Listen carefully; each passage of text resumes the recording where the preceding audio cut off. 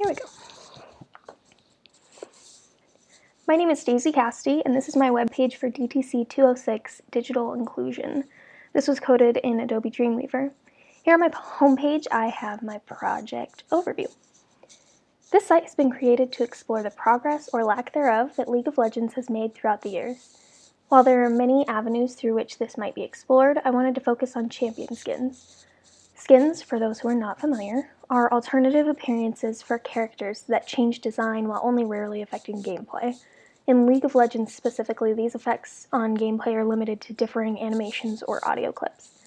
This site will look into 6 specific champions and their design progression, though an index of all 146 champions is available. Each champion in this index is linked to its own page on the official League of Legends site with information regarding gameplay, lore, skins, and more.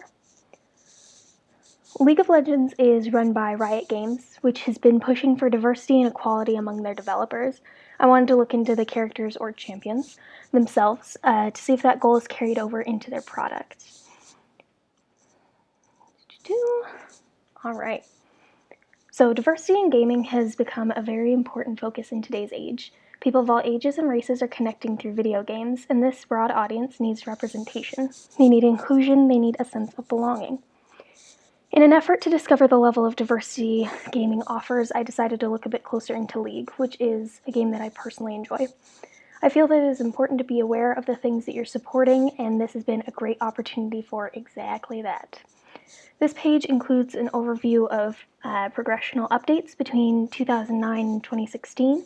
Within this page, there's also a direct comparison of a few champions, 3 male and 3 female.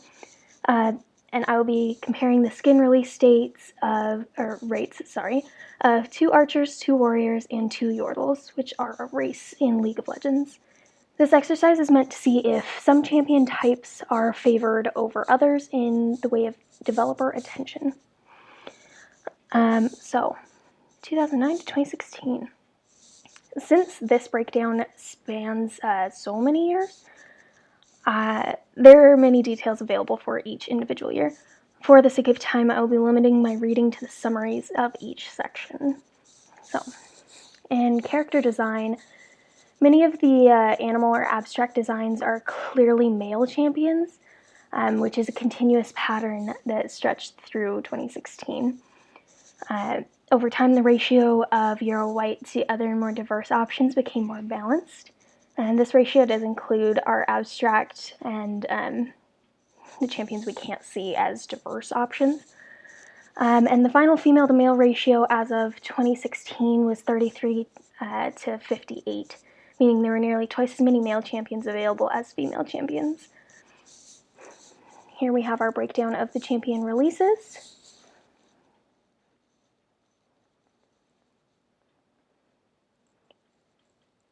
And then a little further down here, I've also included some updates or an overview of the gameplay updates.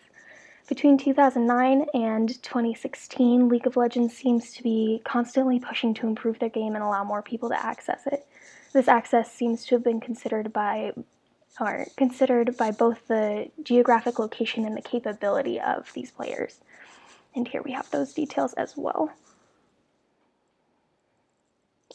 While my focus was mainly on the champions themselves, I thought that these gameplay updates were important to include. They reflect Riot's awareness of their audience and their drive to include as many people as possible. So if we go back to our diversity page here,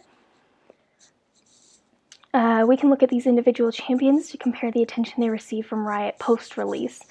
This, granted small sample, will give us an idea of whether there are specific champion types that developers focus on. But our first champion is an archer, Ashe. Ashe was originally released in 2009. Her character has undergone many updates over the last 10.5 years.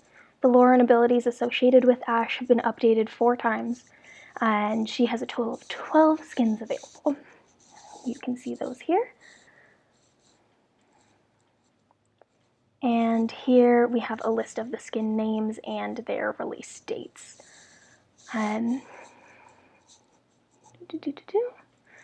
So Ashe has 12 skins and has been in the game for 10.5 years. This gives her an average of 1.14 skin releases per year. She is an ADC, or an attack damage carry, which makes her main position in the bottom lane. She's listed as a male champion here, but that's wrong.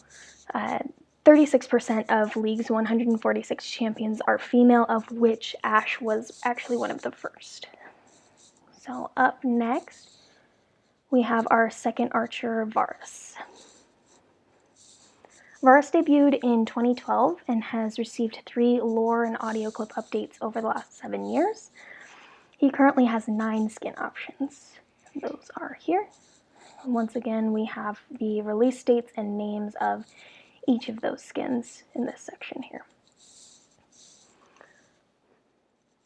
Varus currently has 9 skins and has been in gameplay for 7.5 years. This gives him an average of 1.2 skin releases annually. Like Ashe, he's also an attack damage carry in the bottom lane. From here, we will be moving on to the warrior Kayle.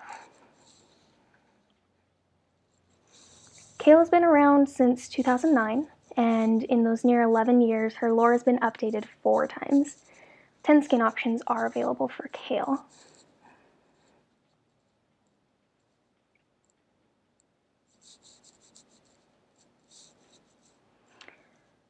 Again, Kayle has had 10 skin releases over 10.5 years in the game.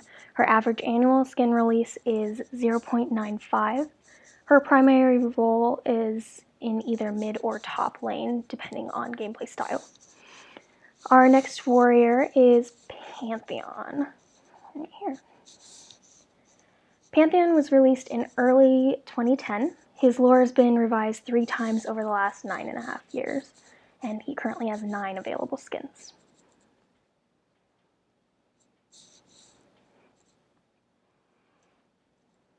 So, Pantheon has 9 skins and has been in play for 9.5 years. His average annual release rate is 0.95, which is exactly the same rate as Kayle. His primary role is top lane.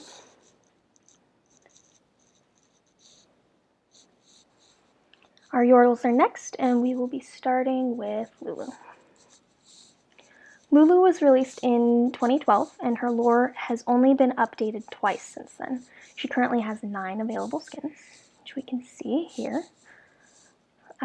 Interestingly enough, her first 3 skins were actually all released on her release as a champion, which I thought was interesting. Lulu has 9 skins and has been in the game for 7.5 years, and her annual average skin release rate is 1.2, which is the same as our archer Varus. She is mainly a support champion. Our final champion that we'll be looking into is Veigar. He's also a Yordle. In the lore, actually, they're the same type of Yordle, but apparently he likes death magic, which is nerdy but cool. Veigar was released in the early days of League in 2009. Since then, his lore has undergone 3 patches. Veigar has 11 available skins.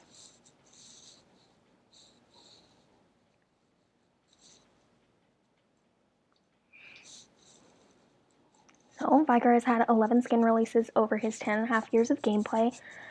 This makes his annual skin release rate 1.05, and his main role is in mid lane as a, sorcerer. Shocking. These direct comparisons show that the developers seem to try to update all of their champion skins about once a year, though that varies a little bit, as we can see through, like, for instance, Lulu having 3 skin releases on the same day, and this is all also including their initial skin. It's nice to see that there's not a clear bias on these releases between, like, male and female champions, though long-range champions seem to receive updates more frequently than closer-range champions, such as Kayle and Pantheon. But with such minute variations in their skin release rate, this could easily be attributed to their playtime, which is determined by individual players of League. Now, for more information, I've also included a champion index here.